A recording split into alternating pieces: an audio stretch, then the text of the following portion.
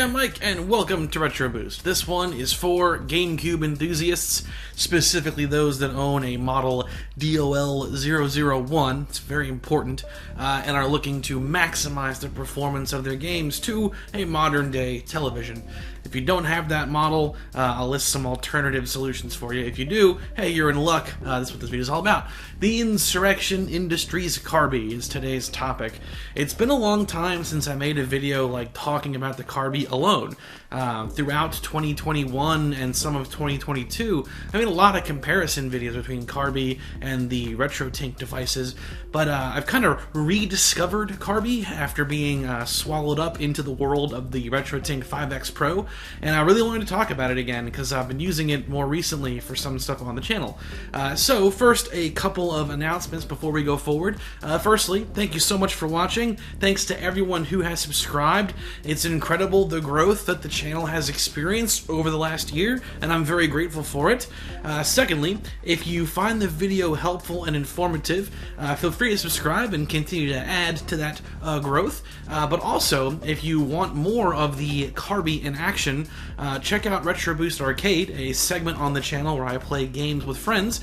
There's a lot of recent videos using the CARBY, Mario Kart Double Dash with action replay, random items basically, no matter what place you're in, items are totally random that you get, which is a lot of fun, and Metroid Prime Echoes 2, Metroid Prime 2 Echoes multiplayer, both of those video series using the CARBY as the means to record. So more examples of it in action, plus tons of other videos using the 5X Pro across various game consoles. So, with all that said now, let's move forward and talk about today's topic, the Insurrection Industries CARBY, a 2023 look. So what is the CARBY? Well, it's the HDMI adapter for the Nintendo GameCube. Now, for those of you who know what the CARBY is and just want to see more examples of it in action, check the video. You can scrub through it. I've got chapters set up. You want to go right to the gameplay stuff. For those of you who don't know what it is, that's what this segment will be here for. So, you want to connect your GameCube to a modern-day TV. Well, the first problem that you're going to run into is that most modern-day TVs don't even have analog inputs. So there's no way to like directly connect your composite or whatever you're going to use to the television. So the CARBY, as an HDMI adapter, solves that initial need because it plugs in the back of your GameCube. Again, specific models, the DOL001, it's got to have that digital AV port. Plugs in there, and then from there, you have an HDMI port that you can now use an HDMI cable to run that to your TV. Boom, connectivity issue resolved. Now, the other thing that it does is it performs enhancement on the image as it passes out, one of two ways. Number one, the fact that it's using that digital AV port is because it can now grab onto the progressive scan options that many GameCube games support, being able to output in 480p or even 576p versus interlaced, which is what the composite port is for, the Nintendo AV port. The other one is like a composite one. It's going to be interlaced output, 480i, 576i being the peak. So it's able to grab on to a superior output to then shoot to your television. So not only is it converting it to digital, but it's a better source that your TV will have an easier time handling the further upscaling from, whether it be a 1080p television or a 4K television. If the game did not support 480p, which some don't, the bulk of them do, but there are some that don't, mainly third-party titles in my experience, the CARBY can perform line doubling, which takes that 480i or 576i resolutions and doubles them to progressive output, so 480p, 576p, again performing some initial cleanup on the signal before the television gets it. The TV still gets a progressive scan-based resolution no matter what, 480p, 576p, etc. It's always getting that because the CARBY cleans it up for you. So that's the initial function that it does, but there are some additional things beyond that, such as having an on-screen menu, scanline generation, stuff like that. So let's talk a little bit about the OSD and the scanline function before we get into the actual kind of gameplay in action. let's take a look at the on-screen display. To access it, you need to use the remote. The CARBY does come with the remote. It is IR-based, point and shoot. I use a IR repeater and blaster to ensure that everything reaches the back of my GameCube. Depending on your setup, you may or may not need that. It just depends how the remote's reaching the device itself. But using that, we can bring up the on-screen display. There are a lot of things that you can do with this that are pretty cool, most of which I never touch, to be honest. The one thing that I do mess with is the Scanline feature. There's a lot you can do with this. So it's pretty customizable. There are 3 presets, and you can customize them from there if you want to. Presets 1 to 3. 3 is the most aggressive of all of them. I think I like that one the most. I've showed Scanline preset 3 before. Here it is again. It's pretty good, like, I'm not gonna lie, I'm pretty impressed by it. Scanlines are great if you're looking to emulate the CRT experience, and they can also have the benefit of hiding some of the flaws of these old school graphics. Scanline Profile 2, I also like quite a bit. Here's that one in action, and you can customize a lot with it, like the brightness of the image, things like that. You can change the field order on the scanlines. There's quite a bit you can do there. You can also set up presets to how a given input resolution toggles on, like if you wanted scanlines assigned that way. So like, for example, you can go into the output settings there, like the mode settings, go into like 480i and like tell it, like, I want line doubling to on, I want it to be Scanline Profile 2, and like when it boots up and detects that resolution, it's always going to be that setting. So it saves you time of having to go in there and mess with it, more time just enjoying the experience, which is really nice. There's also some additional settings, like messing with color saturation, image brightness, like basic post-processing, stuff like that. It's cool that it's there. I've never used it myself.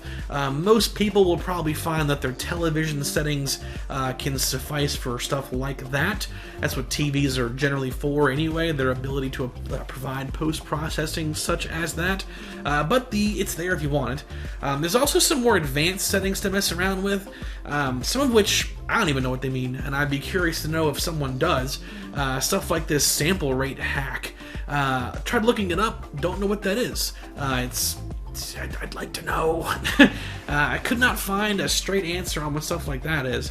But other settings would be like messing with the type of RGB color, toggling RGB from limited to full, depending on your situation. You may need to do that if you find that the darks are being crushed too much. So there's plenty of things you can do with the OSD, which is nice that it's there. The main thing would be Scanlines. Now that we've covered that, let's get into some of the actual gameplay in action and maybe even do some comparisons. So enough with the details, let's show what this thing can really do. So we've seen some snippets of footage here and there, showing the OSD and the Scanline stuff and some of the basics. Now let's get some like real examples. So I'll show you a couple of clips of the CARBY in action with some gameplay. We'll do 480p and 480i, because again, not every game is going to be 480p. The CARBY is going to have to perform that line doubling task for games that don't. So here are going to be a variety of gameplay examples here for you to give you an idea of what the CARBY's, what it looks like, what it does. So here are some games in action. Keep all my old comic books.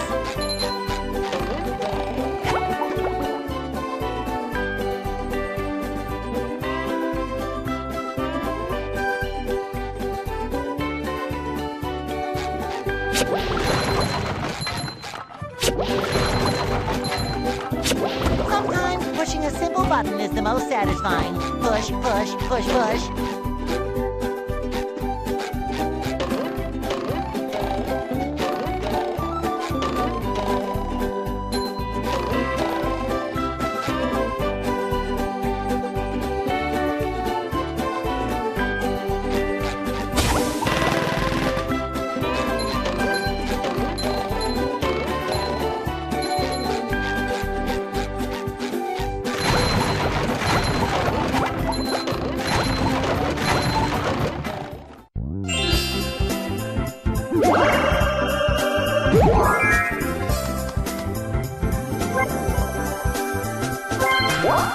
What?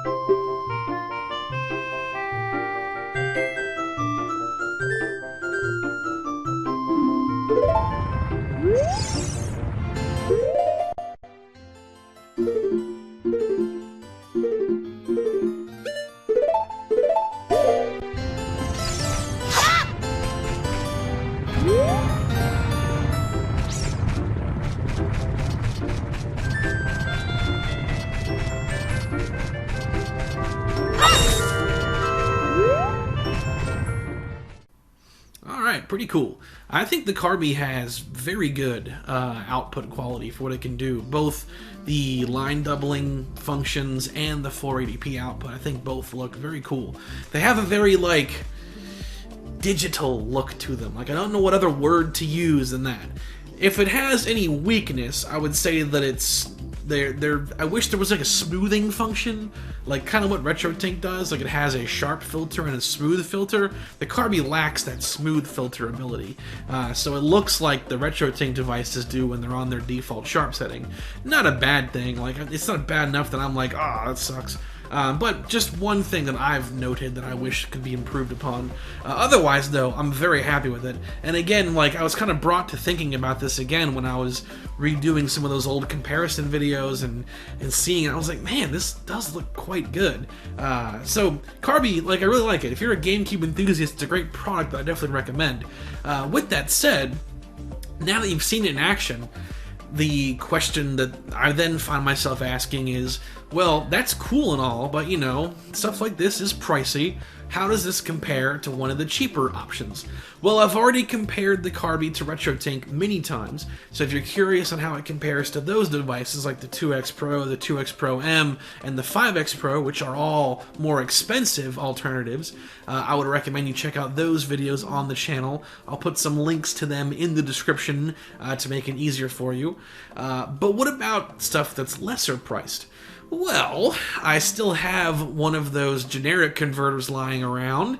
I compared the RetroTINK devices to these generic, like, $15 Upscaler thing earlier this year. Let's take a look at what that looks like compared to CARBY. So, this is going to be like your cheapest option. There are a lot of these online from various companies. Some may or may not be outright scams or they're defective or whatever. I'm not really going to speak too much on that. I say buyer beware with this kind of stuff. It always spooks me when I see like one product and like 50 different companies are selling it. I'm kind of like, oh, that's a little, I don't want to like that. That's one of these things. But they're very popular. Like I know a lot of people since making those videos that have them and have bought them. And oh my gosh, there are some you can buy like from reputable companies. But this one, this AV to HDMI thing is like the most common one that I see out in the wilds. So let's compare that. The AV to HDMI is like a $15-ish solution.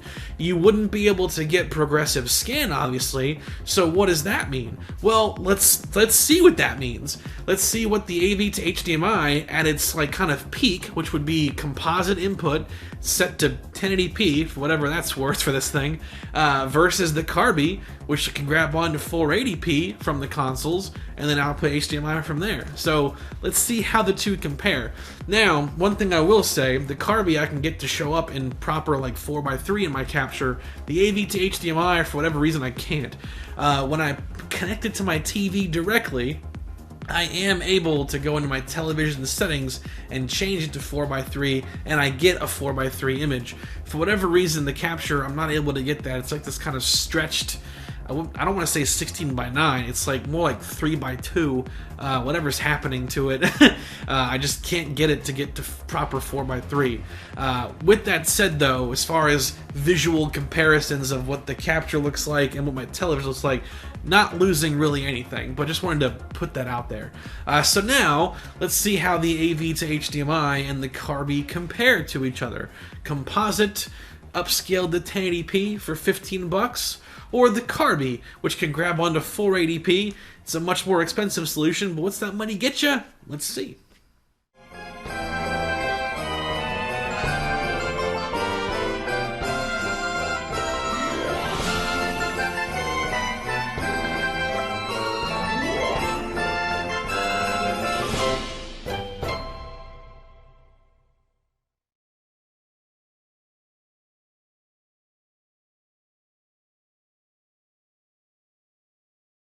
Well, I hope that comparison paints the picture of not just what CARBY can do, but also just the general superiority of how having the better source resolution can really help. Having 480p be the output before any kind of conversion is taking place is a lot of the reason why CARBY looks as good as it does when compared to a composite-based source, especially when it's being upscaled and converted by an inferior device, because the upscaling and conversions that devices like, say, the RetroTINK 5X Pro can perform with composite are much better, because I've compared them in the past to that exact device. So it's not all the composite's fault, it's part of it, but it's just the CARBY's a better made thing, obviously. So hope that comparison helps like really frame what devices like CARBY can get you over like a really cheap thing. That said, you know, it's all up to you. Is the cheap thing bad by definition? No, it performs its function. It's a very cheap way to get a device like the GameCube to connect to a modern-day TV. From that perspective, it's there. For an enthusiast who really cares about maximizing the performance of their console, really cleaning up that image, getting the best experience possible, that's where something like the CARBY is something that I would recommend. Especially for a GameCube enthusiast, you got the right model to take advantage of it. It's an excellent device that I definitely recommend checking out if you can. Otherwise, devices like the RetroTINK family, even like the Rad2X, are devices I've talked about before, and depending on what consoles you own, they may be great solutions too. So there's plenty of examples of that across the channel. And as I mentioned at the beginning of the video, if you want to see more of the CARBY in action, got RetroTINK, Retro this, Retro that, Retropalooza up in here. I've got Retro Boost Arcade, a segment on my channel where I play games with friends using these devices, whether it be the CARBY, most recently with Mario Kart Metroid Prime 2, devices like the 5X Pro, we played all of like Luigi's Mansion with that, also messing around with like Ninja Turtles on Super Nintendo, so plenty of examples of all these devices in action. Thank you so much for joining me today as well. Hope you found the video helpful and informative. Feel free to subscribe to help me grow the channel. For all the returning subscribers, thank you guys so much for watching and tuning in. I really do appreciate it. The Discord server is now live also. That's the source of news and updates. It's also just a place to hang out, talk about games, movies, TV shows, etc. Got something special going on with that. Until the end of the year, everyone that joins the Discord server gets content early. Basically, when I'm done like editing it, it's like kind of finished, you can watch it on the Discord server. Just It's an unlisted link for YouTube. It's great. You get to watch it before it goes live here to the platform. Secondly, we're doing a giveaway. You can get yourself the chance, rather. I should get yourself. Everyone gets one. Oh no! You can get a chance to win a copy of the Super Mario Bros. Movie, a digital copy, a code to redeem the Super Mario Bros. Movie. It could be yours. All you have to do is join the channel and be an active member come the draw date. After the new year, the situation's going to change regarding early access. Right now it's for everybody for watching the content early, but as you mess around in the channel, you level up. It's all free, but you level up and it's like level 10, which is gold and higher. Get the stuff early, but for right now, everyone gets to enjoy the stuff early. So hey, join the Discord server. Get yourself a chance to win that Mario Bros. Movie. Again, thanks so much for watching, and have a great rest of your day.